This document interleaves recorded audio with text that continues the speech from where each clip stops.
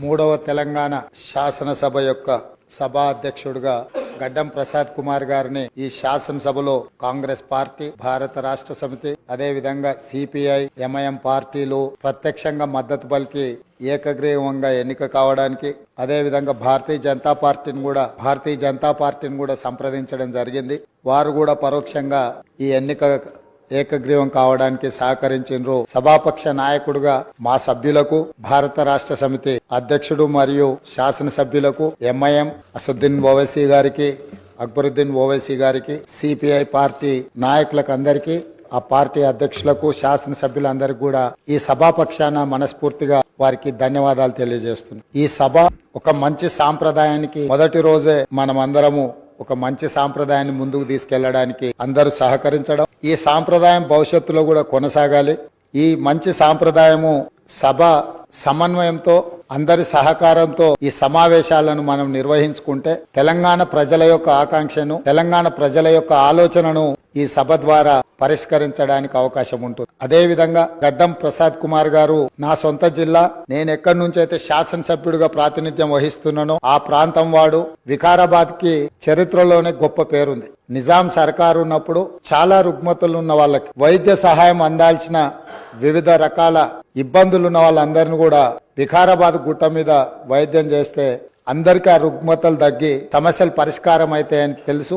ఇప్పటికి కూడా అక్కడి వాతావరణం, అక్కడి గాలి, అక్కడి నేల ఒక మంచి వైద్యానికి ఉపయోగపడే ప్రాంతం. ఆ ప్రాంతం నుంచి వచ్చిన గడ్డం ప్రసాద్ కుమార్ గారు మన 3వ శాసనసభకు స్పీకర్ గా ఎన్నిక కావడం ద్వారా సమాజంలో ఉన్న ఎన్నో రుగ్మతలను, సమస్యల్ని ఈ సభలో వారి నాయకత్వాన చర్చ జరిగి పరిష్కారం అవుతుందని చెప్పి నేను స్పష్టంగా భావిస్తున్నాను, ఆశిస్తున్నాను. అదే విధంగా వారు అతి సామాన్యమైన కుటుంబం. వెనుకబడి చిన్న వయసులోనే తండ్రిని కోల్పోయి కుటుంబ బాధ్యతను తీసుకొని 8 మంది సోదరీమణుల మధ్యలో ఒక్కడుగా చిన్న వయసులోనే కుటుంబ బాధ్యతను భుజాల మీద వేసుకొని 8 మంది ఆడపడుచులను సమన్వయం చేసుకుంటూ సమాజంలో కుటుంబం యొక్క గౌరవాన్ని నిలబెడుతూ ఏ లోటు రాకుండా సోదరీమణులందరినీ కూడా ఈ రోజుకు, ఆ రోజు నుంచి ఈ రోజు వరకు సమన్వయంతో ముందుకు తీసుకెళ్తున్నాడు. అంటే ఉమ్మడి కుటుంబం ఎలా ఉండాలి, ఉమ్మడి కుటుంబంలో కుటుంబ సభ్యులకు ఉండే సమస్యల్ని వాళ్ళు అడగక ముందే గుర్తించి పరిష్కరించడం తెలిసింది అని అంటే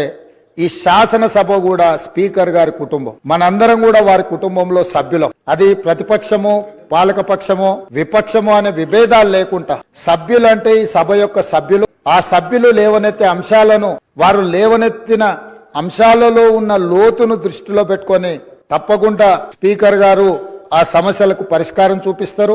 ఒక కుటుంబాన్ని, ఉమ్మడి కుటుంబాన్ని నడిపించడం, సమన్వయం చేయడం, సమాజంలో ఆ కుటుంబం యొక్క గౌరవాన్ని నిలబెట్టడం తెలిసిన వ్యక్తులు ఈ సభకు సభాధ్యక్షుడు అయిందంటే మన అందరి యొక్క హక్కులను తప్పకుండా వారు కాపాడతారు. అదే విధంగా వారు రాజకీయ ప్రస్థానం, స్థానిక సంస్థలు ఒక ఎంపీటీసీగా వారి రాజకీయ ప్రస్థానం మొదలయ్యి అక్కడి నుంచి వారు ఎంపీపీ అవ్వడం, 2008 ఉప ఎన్నికలలో శాసనసభ్యుగా ఎన్నికవ్వడం, 2009లో తిరిగి వారు శాసనసభ్యుడిగా ఎన్నికవ్వడం, తర్వాత వారు మంత్రిగా సేవలు అందించడం, హ్యాండ్లూమ్ వీవర్స్ కి వాళ్ళకున్న లోన్లు గాని లేకపోతే వాళ్ళ సమస్యలను పరిష్కరించడంలో క్రియాశీలక పాత్ర పోషించడం, వారు మంత్రిగా ఉన్నప్పుడు వికారాబాద్ను శాటిలైట్ టౌన్ గా గుర్తించి కీర్తిశేషులు పెద్దలు జైపాల్ రెడ్డి గారు అర్బన్ డెవలప్మెంట్ మినిస్టర్ గా ఉన్నప్పుడు ఢిల్లీకి వెళ్లి వారితో మాట్లాడి వికారాబాద్ పట్టణాన్ని శాటిలైట్ టౌన్ గా గుర్తించి 2200 కోట్ల రూపాయలు మంజూరు చేయించి అక్కడ అభివృద్ధి కార్యక్రమాలను ముందుకు తీసుకెళ్లి ఆ రోజు వారు అక్కడి ప్రజల యొక్క సేవలో వారు ముందున్నారు.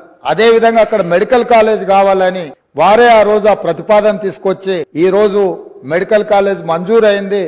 ఇంకా స్టాఫ్, ఇతర అంశాలు కూడా కొన్ని ఉన్నాయి.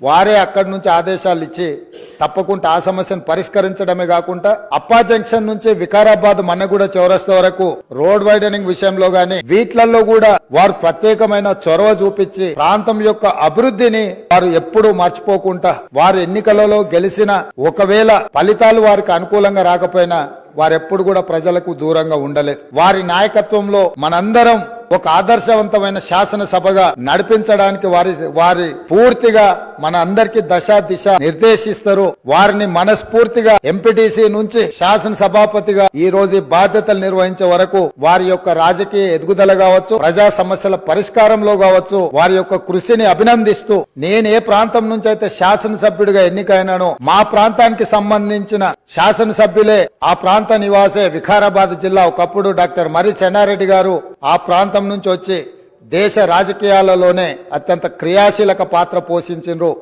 ఆ ప్రాంతం నుంచి వచ్చిన గడ్డం ప్రసాద్ కుమార్ గారు ఈ సభ అధ్యక్షుడిగా ఎన్నికవ్వడం, ఈ ఎన్నికవ్వడానికి సహకరించిన మిత్రపక్షాలన్నిటినీ ప్రతిపక్షాలన్నిటిని కూడా మరొకసారి అభినందిస్తూ మనస్ఫూర్తిగా వారికి అభినందనలు తెలియజేస్తూ ఈ సభలో సభ్యుల యొక్క అందరి హక్కులను వారు కాపాడతారనే నమ్మకంతో వారి అభినందిస్తున్నాను. వారి నాయకత్వంలో మేమందరం కూడా రాష్ట్రానికి మేలు జరిగే విధంగా కార్యక్రమాలు తీసుకుంటామని తెలియజేస్తూ సెలవు తీసుకుంటున్నాను.